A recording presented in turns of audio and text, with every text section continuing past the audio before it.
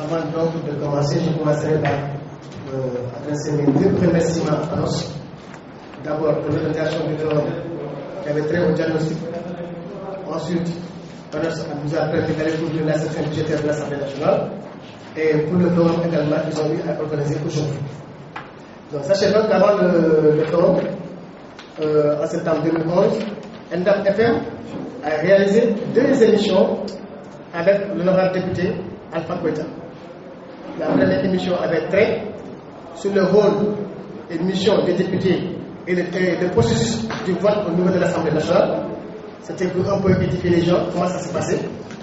Ensuite, à la suite du forum, nous avons eu à faire une émission également avec Alpha Koïta sur la synthèse des travaux du forum de septembre 2011.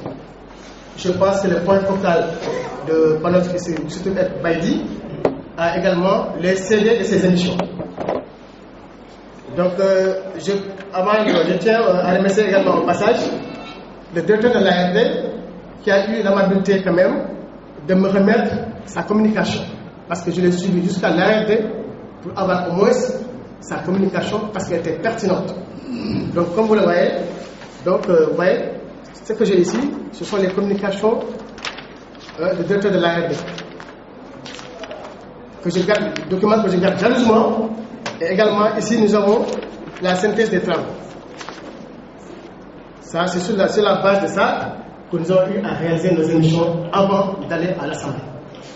Mais quand nous sommes arrivés également à Dakar, sachez qu'on a est revenu sur beaucoup d'aspects parce qu'on avait travaillé en équipe. Mais quand nous sommes arrivés à Dakar, Panos nous a mis dans des conditions optimales de travail. Il nous a facilité le travail en mettant à notre disposition le président du réseau des parlementaires, des journalistes parlementaires. Et comme l'a si bien dit Abidjao, on avait accusé un retard qui était indépendant de notre volonté. Je pense qu'il y a Hippolyte qui a voyagé, c'est à son retour qui a saisi Baïdi. Et quand nous sommes arrivés à Dakar, la majeure partie des ministres étaient déjà passés. Et si vous avez suivi l'honorable député Moussa Diao, il est revenu pour dire qu'il y a en moyenne, il y avait 4 ministres qui passaient par jour. Donc quand tu accuses un retard de 5 à 1 semaine, vous voyez donc la majeure partie des ministres étaient déjà passés. Et quand nous sommes arrivés, tous les jours quand même, on faisait des amours.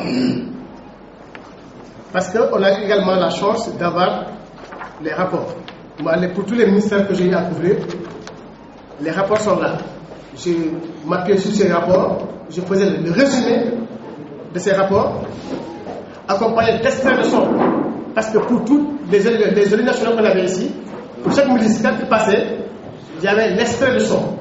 Tous ceux qui sont intervenus, j'ai leur extrait de son, les productions sont là.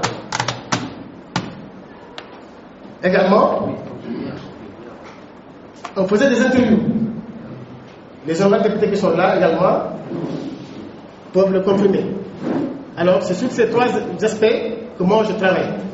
Il y avait le résumé, il y avait les interviews, il y avait les éléments sonores qu'on envoyait tous les jours. Et d'ailleurs, la session budgétaire de l'Assemblée nous a amené à même revisiter notre grille de programme.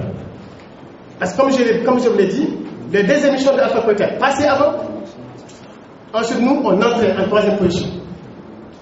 On a voulu en faire une affaire vraiment de l'Assemblée nationale.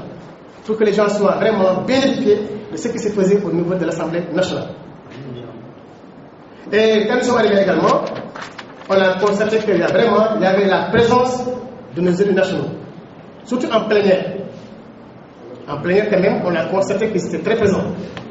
Et chose qui était un peu rare. Et avant de partir à Dakar, Alpha Koïta me disait que le gros du travail se faisait au niveau des commissions.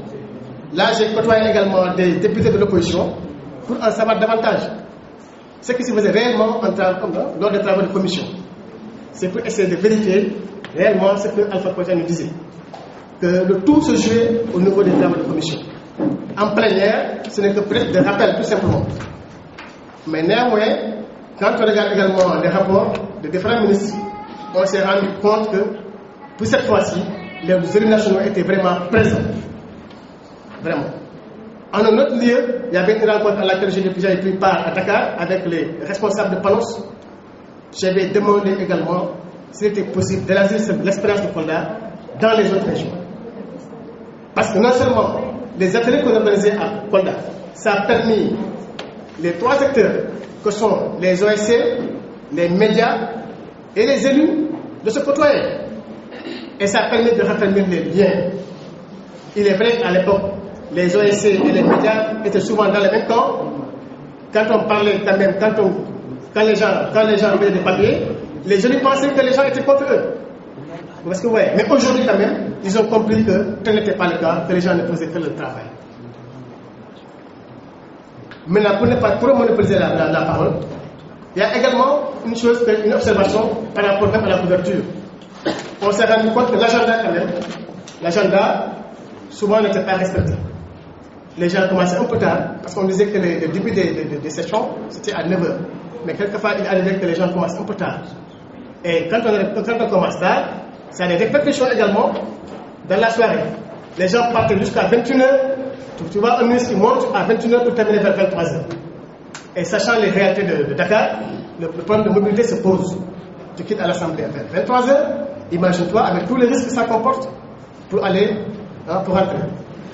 Je pense également, si nos élus quand même pouvaient défendre ça, à ce que ça soit revu, tu vois, les passages des ministres, ça sera une très bonne chose. Et puis il y a une autre chose que j'ai eu également à prendre de cette couverture. Moi, je me disais à l'époque que souvent les députés du parti au pouvoir étaient là tout simplement pour applaudir et pour apprécier ce que les ministres faisaient. Mais je me suis rendu compte que tel n'était pas le cas. Il y a au passage de certains ministres. Moi, je me demandais même si certains députés même n'étaient pas de l'opposition. Parce que vraiment, ils jouaient leur véritable rôle de député. Parce que si on prend le cas, par exemple, du ministre de l'Éducation nationale, quand il est passé, mais les gens lui ont chargé. Et là, ce n'était pas pardonnable. Quand les députés se disent qu'ils ne peuvent pas comprendre qu'au Sénégal, des enseignants qui restent jusqu'à la fin du mois et qui ne parviennent pas à percevoir. Ça, c'était catastrophique et c'est grave. Il y a beaucoup également des exemples pareils par rapport à l'intervention de certaines élus. Tout ce que je peux dire, c'est que vraiment, ce que Panos a initié là, que ça soit, je ne sais pas comment chercher à préciser cela, mais la présence des hommes de médias à l'Assemblée a permis non seulement la constance de nos élus au niveau de l'hémicycle, ça les a également permis de prendre la parole et d'intervenir, chose qui était un peu rare à l'époque. Donc ça veut dire qu'aujourd'hui, on a senti quand même, grâce à Panos, qu'il y a eu un grand changement. Et eux, d'ailleurs, heureusement qu'ils ont eu à le reconnaître. Et débat, c'est vraiment, soyez notre interprète auprès de Panos, pour le dire qu'à Kolda, on souhaite vraiment que ça soit pérennisé. Pour ne pas trop monopoliser la parole, on a 3 modérateurs, je vous remercie.